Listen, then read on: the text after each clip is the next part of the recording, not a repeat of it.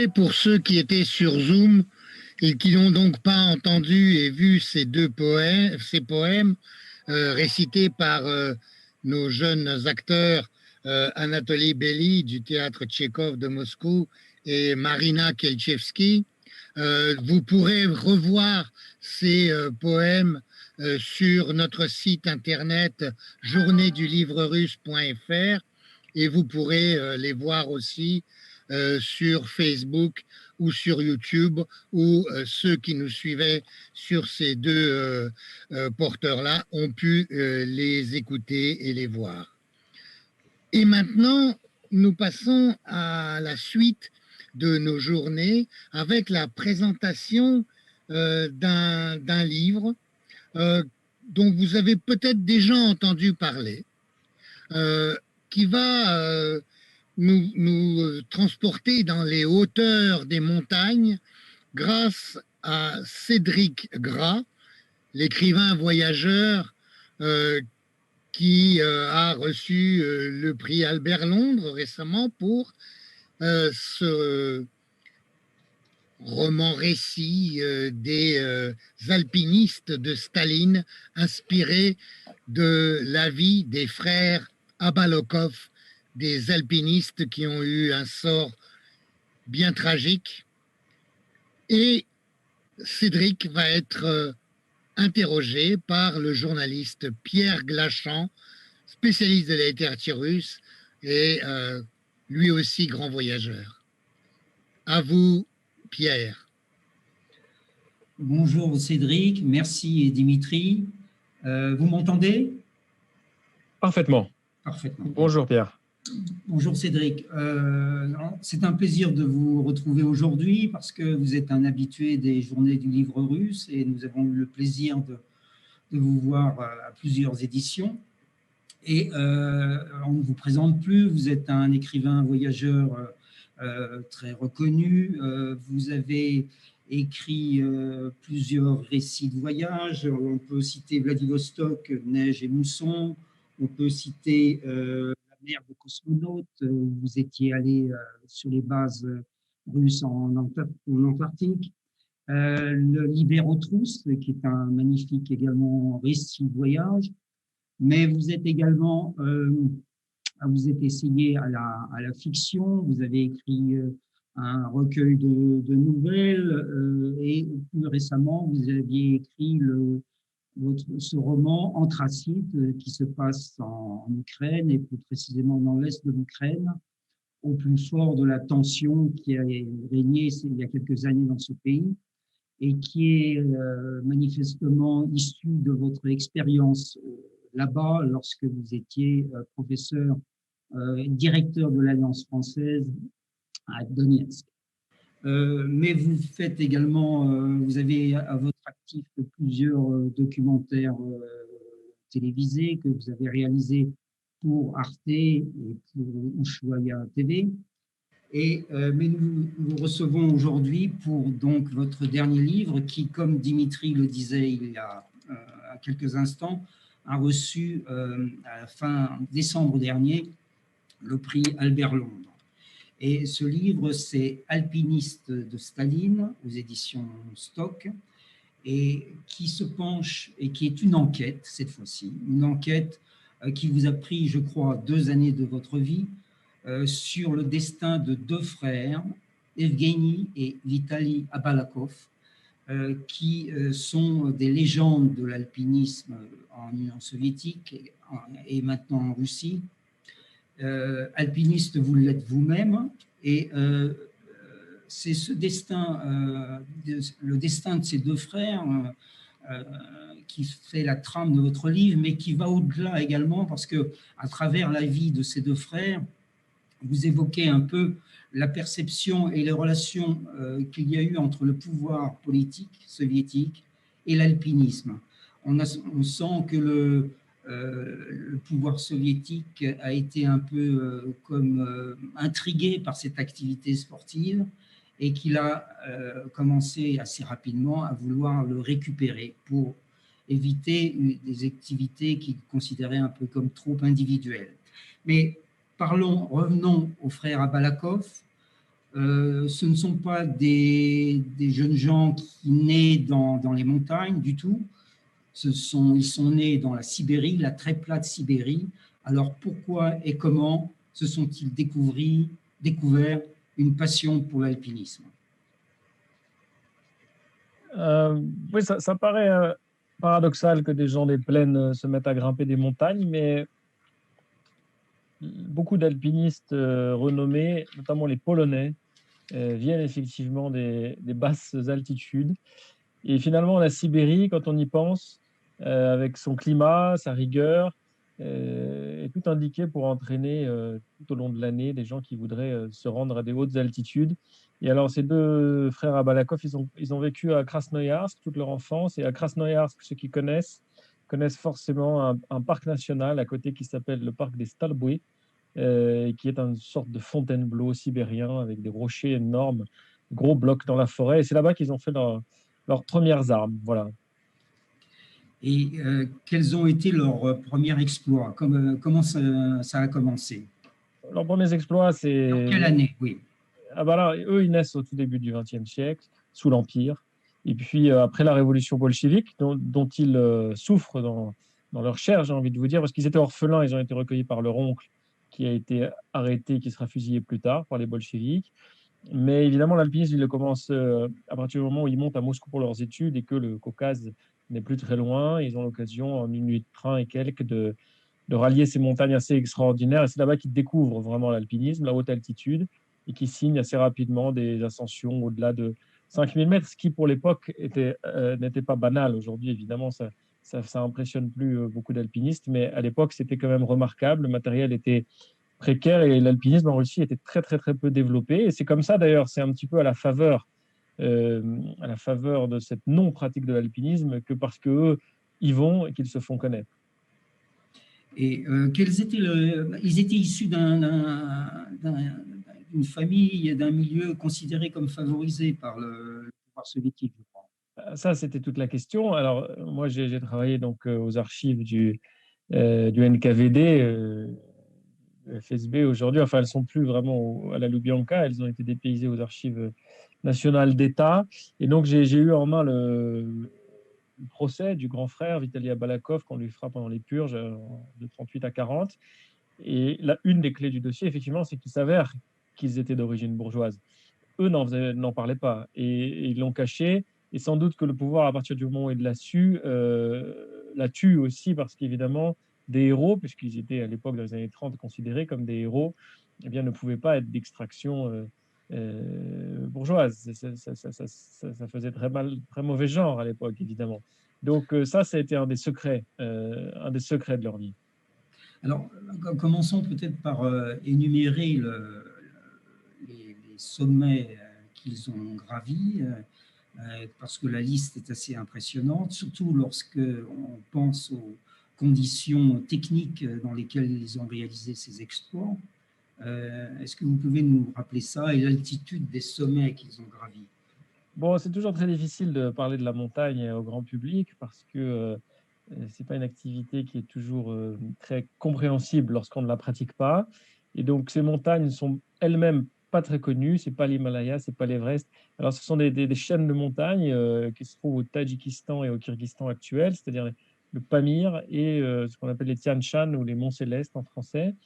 Donc, elles sont très loin de Moscou, elles sont reculées, elles étaient aux frontières, aux confins de l'Union soviétique à l'époque. Et aujourd'hui, elles sont en Asie centrale. Et ce sont des sommets au-dessus de 7000 mètres, entre 7000 et 7500 mètres. Alors, évidemment, ce n'est pas des 8000, mais ça reste de très, très grosses ascensions. Et puis, surtout, la particularité de ces montagnes, c'est que ce sont les montagnes de 7000 mètres les plus au nord de la planète.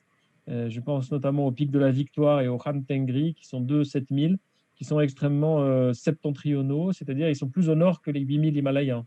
Et cette latitude, conjuguée à l'altitude, en font des montagnes très froides, très très froides, sur lesquelles les soviétiques ont été pionniers et aujourd'hui encore sont les ascensionnistes les plus réguliers. Voilà. C'était ça un petit peu l'univers alpinistique, des choses qui sont presque comparables aux 8000 Himalayens en fait, en termes de climat. Et ces exploits se passaient pendant les années 30, au plus fort des purges et de la terreur qui était en train de grandir. Alors, ça se passait au début des années 30. Ils vont au pic Staline en 1933, au pic Lénine en 1934, au Khan Tengri, qui est la seule montagne d'importance qui ait gardé un nom autochtone à l'époque. Ils y vont en 1936. Bon, il y avait déjà des purges, vous le savez, dès le début des années 30, mais les grandes purges, enfin la terreur, elle a commencé en 37, 38, et c'est là que les alpinistes sont arrêtés comme des pans entiers de la société soviétique sont arrêtés et qu'un des frères à Balakov va lui aussi être arrêté une nuit. Et donc, évidemment, il y aura la guerre en plus après contre les nazis. Et évidemment, là, il va y avoir une parenthèse dans leur vie d'alpiniste d'une bonne dizaine d'années. Ils reprendront après. Mais avant cela, comment le pouvoir politique présente-t-il ces exploits? D'abord, il y a ces anecdotes assez amusantes de ces alpinistes qui sont obligés de trimballer, si je peux me permettre, un buste de Lénine ou un buste de Staline pour le mettre au sommet du pic Lénine, etc. Racontez un peu ça. Ouais, je précise que ce n'est pas des bustes en bronze, hein. C'était des bustes creux dans un matériau le plus léger possible. Évidemment, c'était encombrant et ce n'était pas nécessaire. C'est assez amusant l'origine de l'alpinisme en Russie parce que, en fait, il semblerait que ce soit des fidèles de Lénine, des bolcheviks, qui, étant exilés en Suisse, c'est-à-dire dans les Alpes, en fait, eh bien, avaient pris l'habitude de se balader en montagne, qu'ils aient aimé cette activité. Il y en a même certains qui seraient devenus guides de haute montagne à l'époque et qui, une fois revenus en Russie, non seulement revenus en Russie, mais en plus ayant accédé à des postes importants dans le nouveau régime, eh bien, se soit mis à développer l'alpinisme chez les soviets. Et il y avait un embryon déjà, une espèce de club, sous l'Empire, il y avait déjà une espèce de club d'explorateurs et alpinistes. Bon, là, ça prend des proportions bien plus importantes. Ce sont eux, a priori, qui mènent cet alpinisme. Et alors, évidemment, l'idée, c'est de trouver une place à l'alpinisme dans l'idéologie, puisque le communisme ne supporte pas vraiment qu'on fasse des choses pour le plaisir de les faire. Le loisir n'est pas quelque chose C'était une d'accepté. activité essentiellement individualiste pour eux au début. En plus, en plus. Et donc, on cherche une mission à l'alpinisme. Donc, ça va être essentiellement des missions scientifiques, c'est-à-dire porter une station météo à 7000 mètres, par exemple. À l'époque, on n'a pas encore tous les moyens aéroportés d'aujourd'hui. Donc, c'est véritablement sensé comme mission, même si c'est très, très dur sur le terrain. On va leur demander de faire de la prospection de minerais. Les frères Balakov ont travaillé avec des géologues sur la recherche de gisements. Il y en a qui vont travailler sur le tracé des routes en haute montagne. Et puis, il y a la cartographie, hein, tout simplement. À l'époque, il ne faut pas croire que le Pamir est une région qu'on connaît bien, pas du tout. La carte est assez vierge. On cherche à cartographier. Donc, ils font beaucoup de topographie. Il y a beaucoup de mystères aussi. C'est ça aussi qui rend leurs ascensions assez incroyables. C'est qu'ils ne savent pas vraiment où ils vont. Ils n'ont pas, au-delà des difficultés techniques, il y a aussi un certain inconnu. Quand ils vont à la recherche du pic Staline, ils ne savent pas encore très bien où il est. Etc., etc., etc. Donc, c'était ça, l'alpinisme des années 30. C'est aussi un alpinisme d'exploration qui n'existe plus du tout aujourd'hui. Et il y avait aussi, je crois, la dimension un peu philosophique de montrer que l'homme est plus fort que la nature. Et puis, bien sûr, évidemment, de toute façon, accéder à ces hauts sommets sur lesquels nous, à l'époque, on mettait des croix, c'est-à-dire on est quand même là aux frontières quelque part de la Terre, et donc au-dessus, soit vous considérez que c'est divin, soit comme les bolcheviks, vous considérez que non, et qu'on y reverra et Spoutnik et Gagarine, et que tout ça aussi va être désacralisé parce que l'homme est au-delà et peut vaincre la nature. Et bien évidemment, eux, ils sont allés porter au plus haut de ces sommets les bustes de Lénine, de Staline, de Marx, enfin tout ce qui représentait ce en quoi ils croyaient et ceux qui expliquaient le monde. Ils étaient contre la religion, ils expliquaient le monde autrement. Donc c'était ces symboles-là qui portaient tout là-haut. Voilà, et que les cimes étaient vides de toute divinité, etc. Mais aussi, alors ça c'est parce que localement, il y avait au Caucase, en Mongolie aussi, bon, même si ce n'était pas l'URSS, et dans le Pamir, il y avait des croyances localement. Les autochtones imaginaient que, comme au Tibet d'ailleurs, des divinités, des déesses habitaient le sommet des montagnes. Et donc, ils ont été visiblement jusqu'à proposer à des autochtones de monter, de grimper sur certaines montagnes pour bien vérifier que les sommets n'abritaient pas de divinités à l'époque. Alors, ce qui était très intéressant dans votre livre, notamment, c'est qu'on y voit apparaître certaines personnalités, outre les frères Balakov. on y voit apparaître des personnalités vraiment très curieuses comme Saladin, Lorenz Saladin, cet alpiniste suisse qui a continué et qui était acquis à l'expérience soviétique, mais qui a pu continuer à grimper assez tard dans les années 30. Oui, Loren Saladin, c'est un personnage qui a été très intéressant pour moi. D'abord parce que grâce à lui, on voit les frères Balakov. On a des photographies, on a des archives. Il était suisse-allemand et communiste. À l'époque, il y avait beaucoup plus de communistes en Suisse, a priori, qu'aujourd'hui. En tout cas, il y avait un parti communiste. Et lui était militant et était aussi militant de l'international. Donc, le Comintern à Moscou lui faisait des visas. Et c'est comme ça qu'il est d'abord allé grimper au Caucase. Et puis, après avoir fait la connaissance des frères Balakov, il a pu aller grimper en Asie centrale, les suivre en Asie centrale. Et il était assez bon photographe, il avait un petit Leica dont il se servait avec un certain talent. Et grâce à lui, j'ai retrouvé, moi, aux archives du musée alpin de Berne, des photographies des frères Balakov, qui sont les plus belles qu'on ait. Hein. En Russie, rien n'a été conservé de tel. Et donc, ce Loren Saladin, il a un peu raconté aussi, il a laissé des carnets. Et en revanche, il va devenir le malheur des frères Balakov pendant les purges, parce qu'on va les accuser a posteriori, alors que le gouvernement bolchevique était tout à fait d'accord au début pour que Saladin vienne dans leurs expéditions, mais après, on leur reprochera d'avoir grimpé avec celui qu'on dépeindra comme un espion nazi. Ce n'était pas du tout, c'était un militant communiste, mais vous savez très bien comment fonctionnent les purges. Donc on leur fera ce procès-là, et leur ami, c'était devenu leur ami, Loren Saladin, va se muer en un certain cauchemar après l'arrestation de Vitaly Abalakov. Alors justement, on en vient à l'arrestation de Vitaly Abalakov qui a été enfermé, qui a été emprisonné. Il n'est pas parti pour le goulag au sens propre du terme, mais il a été emprisonné pendant 2 ans, de 1938 à 1940. Et curieusement, enfin, assez curieusement, en 1940, il en a été libéré. Il a été libéré. Et vous employez d'ailleurs à ce sujet l'expression de Solzhenitsyn qui qualifiait ces libérations au compte-gouttes de kopek rendu pour un rouble. Comment s'expliquer cette libération? Est-ce que son frère est intervenu? Est-ce qu'on a pu décrypter les raisons de cette libération assez surprenante quand même? Je n'ai aucune certitude, on ne peut faire que des suppositions. Alors déjà, c'est vrai que beaucoup d'alpinistes avaient été arrêtés, mais personne n'avait été arrêté dans la famille Abalakov. Or, c'est vrai que souvent, le NKVD procédait quand même par parenté. Ils aimaient bien décimer les familles entières. Et donc, lui, c'était le seul. Son frère, notamment, n'avait pas été arrêté. Il n'avait même pas été inquiété. Donc, il y a une curiosité là. Et puis, bon, visiblement, il aurait tenu un petit peu tête au commissaire. Et il a tenu tête jusqu'à ce que Beria vienne remplacer Yezhov. Et à ce moment-là, les purges marquent un peu le pas parce que Staline trouve que ça va quand même un peu trop loin. Donc, il a sans doute bénéficié d'un moment favorable. Il y a peut-être un peu de chance, de hasard. Et effectivement, son frère avait aussi embauché un avocat. Alors, je suis tombé sur ça. Et en même temps, je me dis, mais un avocat à l'époque, que pouvait-il faire? Sans doute pas grand-chose. Donc, quand j'ai lu le déroulé du procès, on voit que tout est un petit peu cousu de fil blanc, que de toute façon, on sait que Vitaly sort à la fin, parce que d'un coup, les témoins, les accusateurs se mettent à dire le contraire de ce qu'ils avaient mentionné la veille. Donc, a priori, il fait partie de cette belle expression de Solzhenitsyn, de ce kopek rendu sur le rouble, de ceux qui ont eu la chance de ressortir des geôles de Staline. Alors, ils font tous les deux frères font la guerre. En 1948, Evgeny meurt dans des circonstances un peu... Vous laissez planer un peu un petit doute sur les circonstances de sa mort. Est-ce qu'il y a des raisons d'en avoir ou c'est... Qu'est-ce qui lui est arrivé exactement?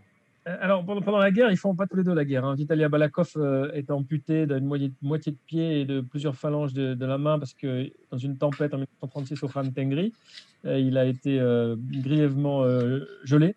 Et d'ailleurs, dans cette même expédition, le Suisse Loren Saladin est mort. Alors, lui, il ne fait pas la guerre. Yevgeny, le petit frère, fait la guerre, mais il n'est pas exposé vraiment au front. On voit qu'il est quand même... c'est quelqu'un que l'armée cherche à préserver, le pouvoir cherche à préserver. Il est notamment formateur en fait, des troupes de montagne au Caucase en urgence parce que les soviétiques n'ont pas vraiment de chasseurs alpins. Et puis effectivement, après la guerre, alors qu'il se prépare à reprendre le grand alpinisme et qui vise notamment le K2 ou l'Everest en Himalaya. Il meurt en circonstances très étranges. Alors moi, j'ai retrouvé le rapport de police aux archives à Moscou, qui ne m'a pas beaucoup éclairé. Il confirme la thèse d'un accident. Est-ce qu'on peut faire confiance à ce rapport de police à l'époque? J'en sais trop rien.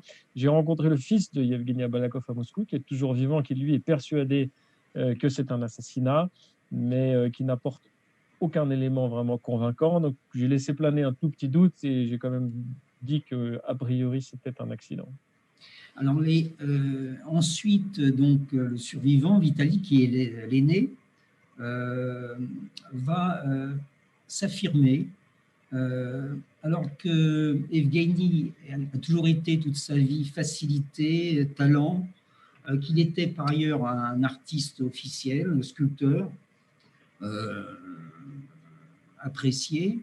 Vitali a vécu un peu dans l'ombre de son petit frère et va s'affirmer néanmoins au forceps, vous écrivez, par la suite en s'affirmant notamment comme un technicien de l'alpinisme et il est à l'origine de plusieurs technologies qui sont encore reconnues dans le monde de l'alpinisme.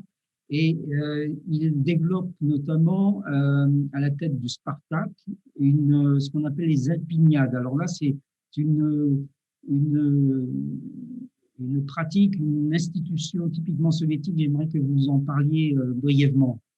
Oui, je vais vous raconter ça. Alors, attendez, juste là, je voulais. Alors, les techniques qu'a inventé Vitaly Abalakov, c'est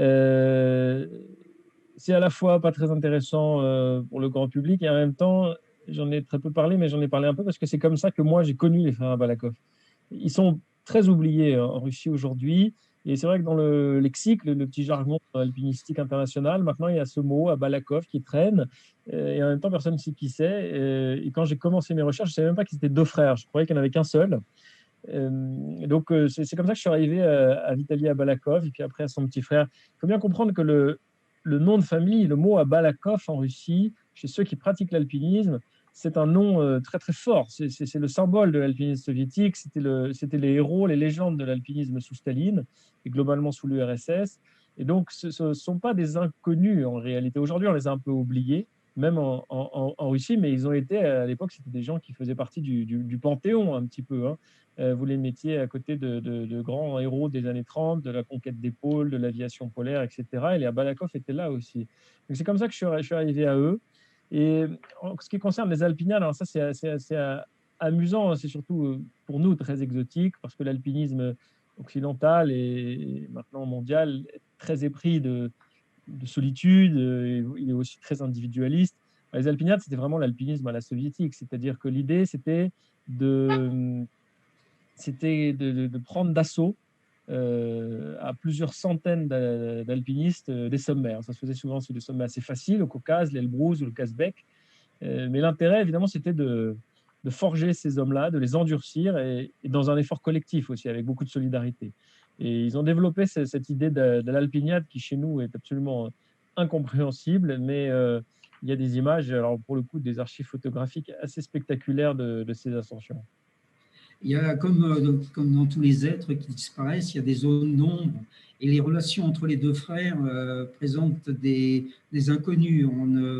Par exemple, on sait que Vitali, écrivez-vous, refusait de s'exprimer sur Evgeny. Quelles étaient les relations entre les deux frères? Est-ce que c'était de la jalousie, une rivalité ou est-ce qu'il y a eu des malentendus profonds qui se sont créés entre eux? Ce qui m'a intéressé aussi, évidemment, dans cette histoire, c'est tout sauf un livre d'alpinisme en réalité.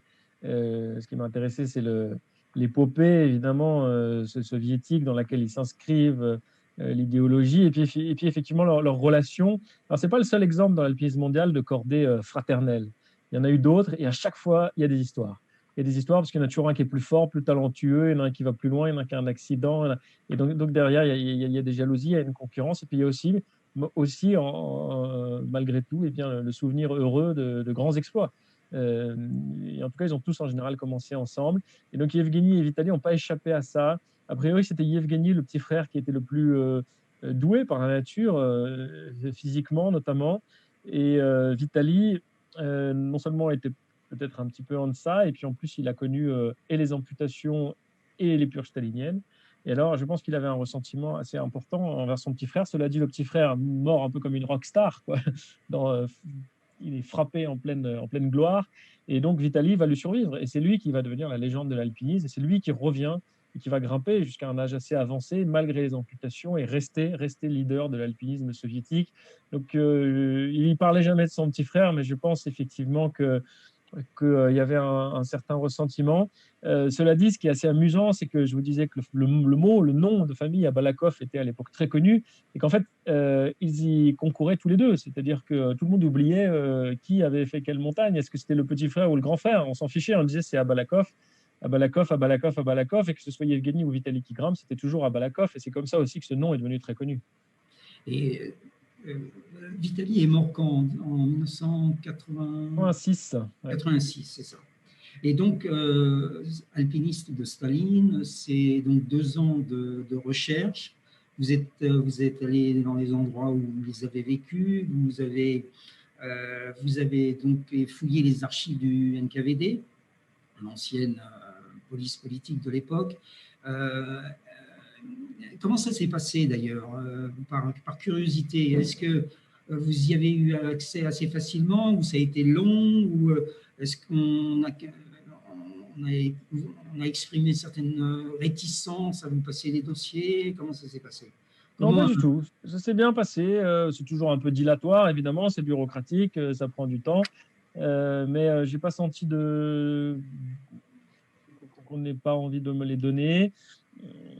Moi, je demandais très concrètement le dossier des purges de Vitaly Abalakov. Je l'ai eu à disposition sans mauvaise grâce.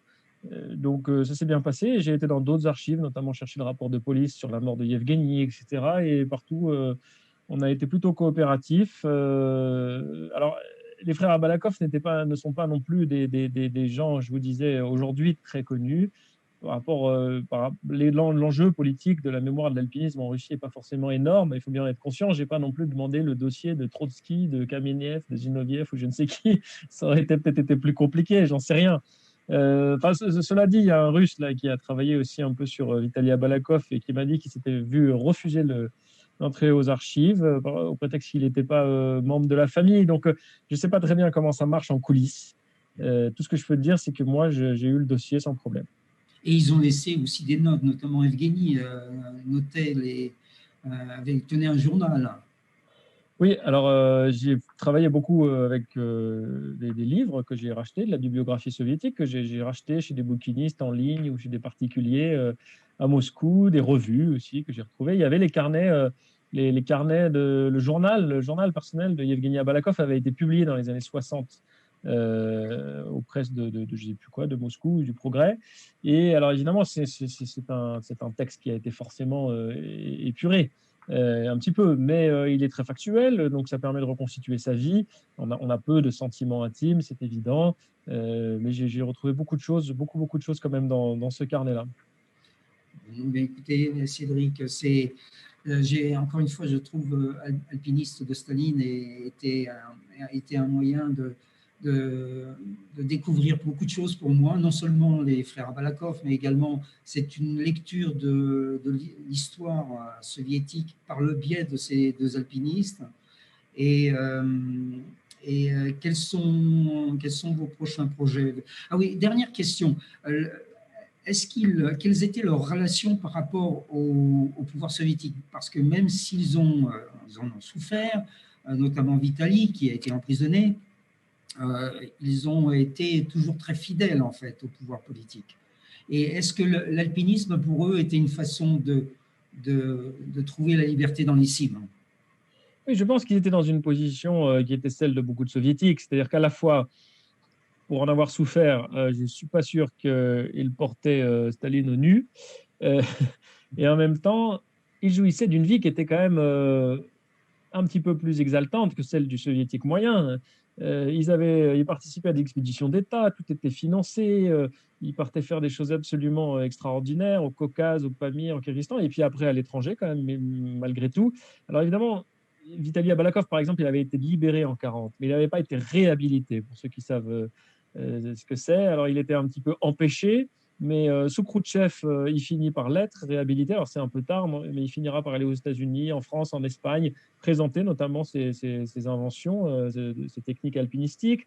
Donc, ils ont quand même eu une vie. Il ne faut pas oublier qu'ils venaient de Sibérie, qu'ils étaient orphelins. Ils ont quand même eu une vie presque enviable pour comparer à la masse des soviétiques. Donc je pense qu'ils avaient une relation très ambiguë à la mémoire soviétique. Et puis Vitaly Abalakov n'était rien moins que le grand patriarche de l'alpinisme soviétique. C'est lui qui l'avait mis sur pied. Donc vous connaissez l'ambiguïté de la mémoire en Russie vis-à-vis de l'URSS et ils étaient en plein dedans. Cédric Gras, je vous remercie. Et quels sont vos prochains projets? Est-ce que brièvement, vous pouvez donner un mot? Eh bien, brièvement, je travaille sur un roman qui n'a rien à voir ni avec la Russie ni avec le voyage. Et puis, à plus long terme, j'ai un projet qui concerne à nouveau la montagne. Voilà. Écoutez, je vous remercie infiniment, Cédric Gras. Et Et j'ai à eu vous. beaucoup de plaisir à vous lire et je continuerai à vous lire avec beaucoup d'intérêt. Merci à Merci vous. Pierre et à une prochaine rencontre pour de vrai. Merci, oui. Merci Cédric. Au revoir. Merci Pierre. Merci Cédric. La rencontre pour de vrai en présentiel, comme on aime à dire aujourd'hui, ce sera pour le 2 et 3 octobre à la mairie du 5e pour l'édition des Journées du livre russe. Cette fois-ci, effectivement, en vrai, comme vous dites. Merci encore Pierre, merci encore Cédric. Merci aussi à Igor Matushin qui vous a traduit en russe. Maintenant, nous allons avoir un petit intermède poétique en film, encore une fois, qui fait partie du projet Ciné-Poésie du jeune acteur qui a lu tout à l'heure des poèmes de Pasternak, Anatoly Biely. Et c'est un projet qui était soutenu par le ministère de la Culture russe de façon à pouvoir populariser la poésie.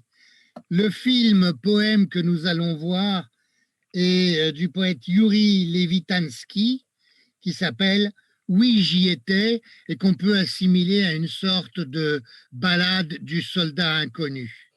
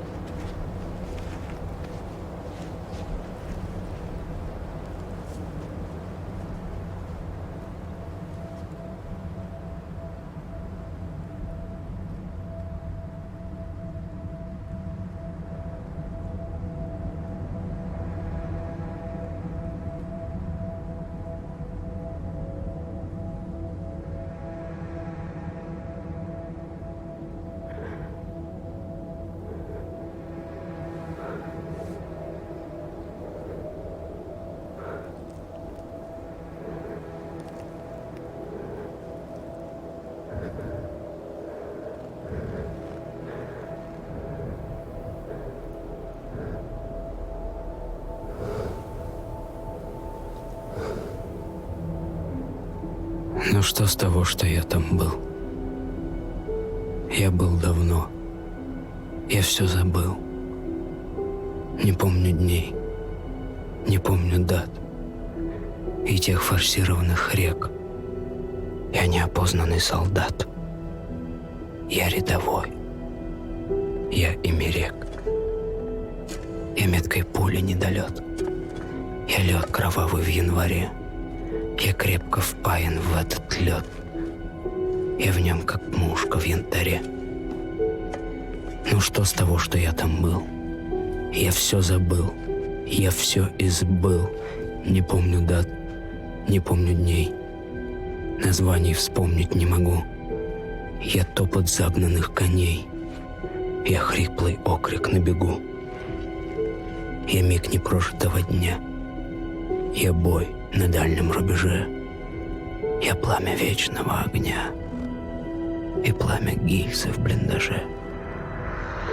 Ну что с того, что я там был? В том грозном быть или не быть? Я это все почти забыл. Я это все хочу забыть.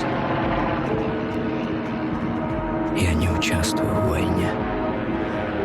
Война участвует во мне. И пламя вечного огня горит на скулах у меня. Уже меня не исключить из этих лет, из той войны. Уже меня не излечить от тех снегов, от той зимы. И с той зимой, и с той землей уже меня не разлучить. До тех снегов, где вам уже моих следов не различить.